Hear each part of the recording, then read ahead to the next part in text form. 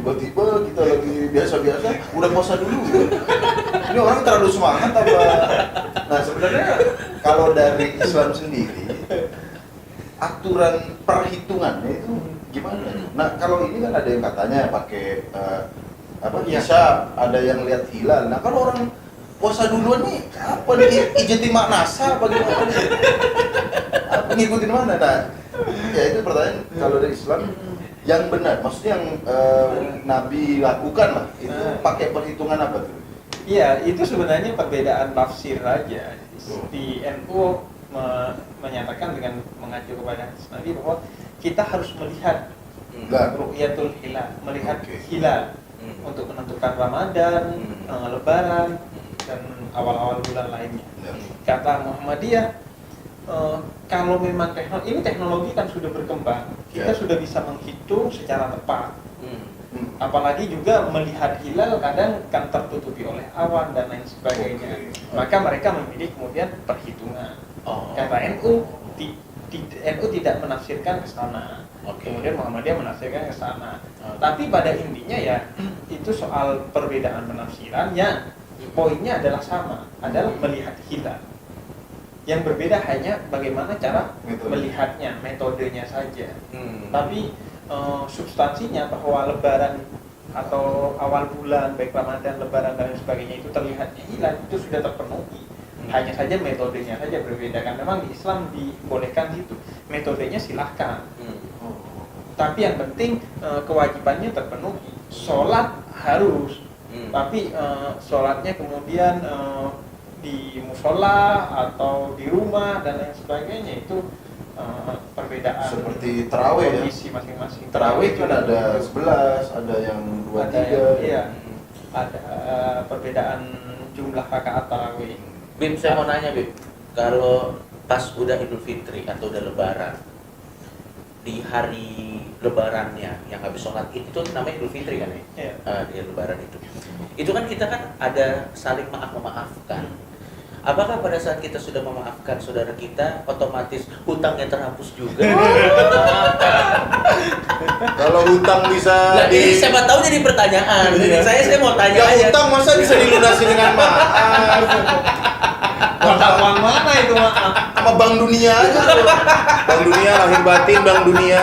Enggak, ini mungkin kedengarannya bercanda ya, tapi siapa tahu ada yang pengen nanya juga gitu loh. Enggak, gue pengen tahu. Mungkin nggak cuma utang secara nominal. Iya, nggak cuma utang perbuatan salah gitu. Ya pada intinya kan kalau memaafkan itu wajib, memaafkan kesalahan.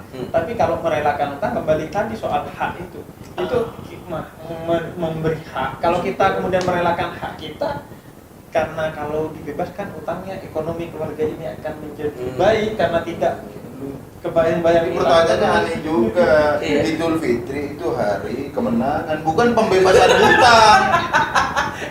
Percaya atau enggak ya, gue yakin di luar sana pasti ada orang yang ingin bertanya soal ini. Enggak. Selama saya Islam tidak pernah ada pertanyaan apakah minta maaf melunasi hutang. Anda doang. Biasanya di kuburan tuh, kalau udah mati baru ya. Aduh, lucu. Bahkan kalau udah mati, kalau Anda bertanggung hutang, anaknya bertanggung jawab. Iya, masih juga ya. Tapi kalau memaafkan ya pasti kalau menganggap benar pasti. Oh iya, baik. mau nanya lagi. Ini kan biasanya kan ada orang yang biasanya protes tuh kalau nonton TV. Ada iklan sirup atau iklan-iklan yang pakaian yang terbuka kan, apa ini? Membuat puasa saya menjadi sulit. Itu juga sebenarnya balik lagi ke yang pembahasan kita yang awal tadi. Iya, balik lagi ke Jangan nyalain iklan sirup, kan ada remote. Remote fungsinya tahu, Anda makan remote. Atau ada palu-paluin pala, biar Anda nggak bisa lihat iklan sirup. Jangan iklan, kan dia jualan. Kalau iklan sirup nggak ada di iklan, gimana dia bisa jualan, kan? Dan dia mungkin jualannya buat buka. Iya, Anda saja yang berpikiran kotor. Kecuali dia nyuruh sirup untuk batal puasa. Itu jelas salah ya kan, menganjurkan batal. Nah ini mungkin terakhir ya. Iya, boleh. Ini. Tadi Coki udah sampai di Idul Fitri. Iya. Kan katanya kalau bulan puasa nih, katanya kalau berhasil puasanya atau puasanya diterima, kita kan seperti bayi baru lahir. Nah itu maknanya apakah kita dosanya beneran nol atau apakah jiwa kita jadi low lagi, down lagi, nafsu, apakah gimana tuh? Makna dari seperti bayi baru lagi. Ngomong gara-gara nanyanya juga soal dosa nih, dosa dan pahala, Bib, sekalian aja biar nanti langsung dijawab. Si Tretan Muslim pernah bilang katanya kalau bulan puasa kalau kita melakukan ini jadi pahala, ini kan jadi berkali 10 kali lipat. 10 kali lipat apa, jadi seolah-olah kayak pahala kita tuh jadi kayak ada hitungan nominal berlipat ganda. Nah itu apakah memang ada hitungan nominalnya? Apakah nanti di sana ada nama Tretan Muslim terus ada skornya? Yes, man.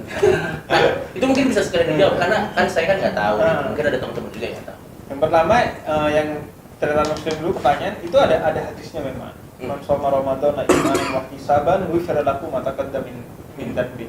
Jadi siapa yang berpuasa di bulan Ramadan dengan penuh keimanan maka akan Allah hapuskan dosa-dosanya dari sebelumnya. Plus juga kan kita sudah minta maaf ke sesama manusia di bulan Idul Fitri. Jadi dosa kepada Allah hapus, dosa kepada sesama manusia dimaafkan oleh manusia lain dan otomatis Allah memaafkan ya. Maka kemudian kita akan menjadi seperti bayi yang baru lahir. Bisa saja karena memang pada dasarnya soal dosa dan pahala itu kan kualitatif bukan kuantitatif di mata Allah. Kualitatif. Iya, bukan kuantitatif, nggak dihitung 10 poin dan lain sebagainya. Kalau Allah nyambungnya ke sana. Kalau Allah mau menghapuskan, ya Allah akan menghapuskan. Kalau Allah mau, semua itu tergantung rahmatnya Allah. Sikap pengasih dan penyayangnya Allah. Ada di hadis perempuan seumur hidup menjadi pelacur. Mau mati ngasih minum anjing yang kehausan dan dia masuk surga. Kalau secara skor seharusnya dia rendah dong. Kalau main skor-skoran ya. Skornya rendah dong. Iya. Tapi kemudian tidak juga yang kuantitatif kemudian diabaikan oleh Allah tetap karena Allah itu maha adil. Artinya setiap yang kita lakukan itu akan berdampak dan Allah akan memberikan imbalan atas apa yang kita lakukan. Imbalannya dalam bentuk apa yaitu hanya apa kata yang Allah tahu, yang tahu. Karena gini, Bim, ada beberapa orang yang karena mungkin sekarang saya udah jelas, tapi mungkin sebelum pemahaman ini dia mencoba membuat hidupnya itu jadi surplus dari jadi hitung-hitungan gitu. Jadi hitung-hitungan. Terutama gini, Cok. Jadi misalnya gua habis ini berarti cukup dengan 2 kali sholat apa sudah surplus. Nah, jadi kan 10 kali lipat pahala. Katanya kalau kita baca Quran di bulan puasa, satu huruf itu 10. Jadi kalau kita baca berapa gitu, makanya teman saya kadang begitu, Cok. Baca Al-Quran 5 menit, hitung-hitungan sejam.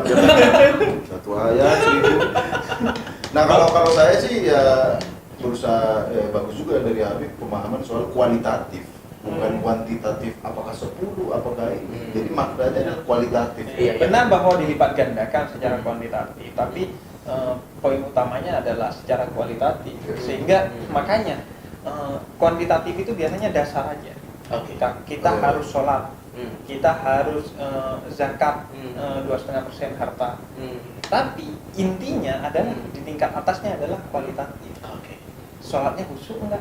Zakatnya ikhlas enggak? Itu inti yang menentukan. Makanya puasa itu nggak makan nggak minum, ya percuma nggak makan nggak minum kalau Anda mengumbar nafsu, kemurkaan, mencaci maki, kemudian menghibah orang di grup WhatsApp keluarga, atau kita membuli orang di media sosial nggak ada gunanya. Karena intinya bukan di nggak makan dan nggak minum. Ya kata Nabi banyak orang yang nggak makan nggak minum tapi dapat apa? Dapat lapar dan haus saja.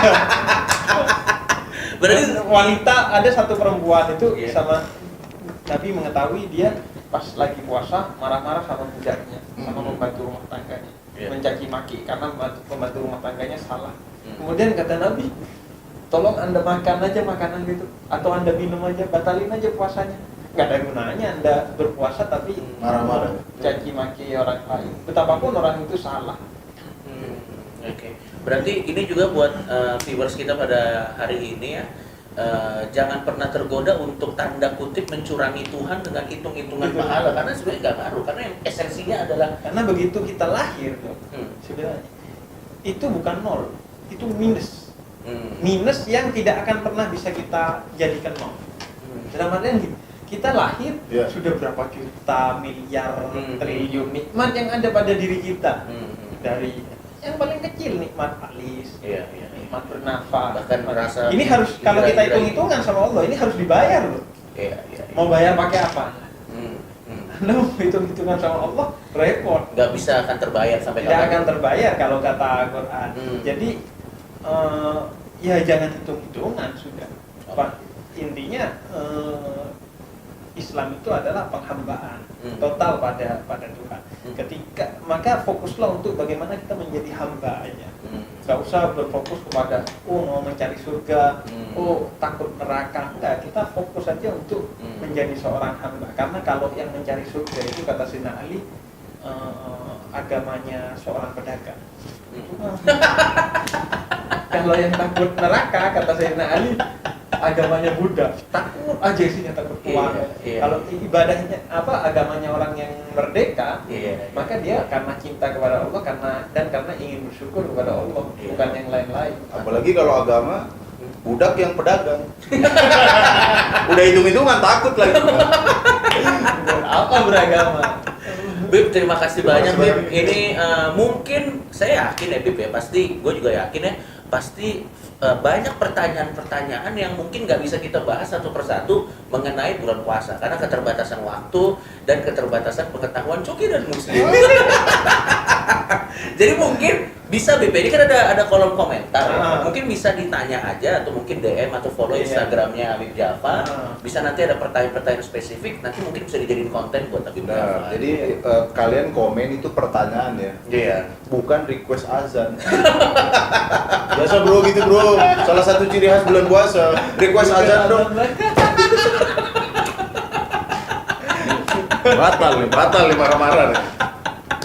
Iya, jadi maksudnya ya teknologi digunakan sebagaimana layaknya aja gitu. Karena gue yakin ya pasti pembahasan kita kali ini membuka buat orang-orang yang emang pengen tahu, akan membuka banyak lagi pertanyaan dan mungkin nggak bisa kita bahas di sini semua. Ada Instagramnya Habib Jafar, di follow aja di DM atau langsung tanya aja di sini. Siapa tahu nanti kalau pertanyaannya menarik bisa dibahas di konten selanjutnya sama Habib Dan Jafar. video ini boleh di-share ya. Iya, di-share. Teman-teman agar menambah wawasan. Subscribe juga channelnya Habib Jafar. Dan tolong Anda jangan kemudian jawaban yang saya kasih ke satu orang, kemudian itu seolah-olah berguna kepada semua orang. Ini yang sering masalah. Karena dalam hukum Islam itu kondisi seseorang, kasus seseorang itu sangat dipertimbangkan. Jadi ketika saya bilang boleh kepada orang, bukan berarti ke orang lain itu berarti boleh. Karena kasusnya kasusnya masing-masing. Oke. Makanya Anda kemudian jangan percaya kepada ustadz-ustadz yang kemudian memberikan hukum melalui YouTube itu. Karena dia akan menerima pertanyaan satu itu jawaban itu untuk orang itu, bukan untuk semua orang, karena setiap kasusnya berbeda-beda. Karena setiap orang punya latar belakang dan keadaan yang kita tidak tahu ya. Dan itu dipertimbangkan dalam hukum. Itu yang sering salah. Wah, kata ustadz ini saya harus begini. Saya tanya, emang kamu pernah ketemu ustadz ini? Belum gitu. Tapi pernah ditanyakan sama teman saya. Loh, itu untuk teman Anda dong, bukan untuk Anda. Iya, kalau itu jadi positif masih mending. Masih mending ya, iya. Tapi kalau negatif misalnya, jadi wah saya ceraikan istri saya atau saya iya, karena benar juga. Jadi jangan sok tahu kalau Anda tidak tahu agama. Enggak, berarti ini mungkin jadi himbauan juga buat ustadz-ustadz yang lagi ngasih ceramah. Langsung aja jawab. Jawaban ini hanya buat Mas ini. Mas Abdul, jangan di-share ke mas-mas yang lain karena biar nggak menjadi masalah. Iya, itu konteksnya pertanyaan. Iya, kalau dia menjelaskan hukum, itu nggak apa-apa. Oke.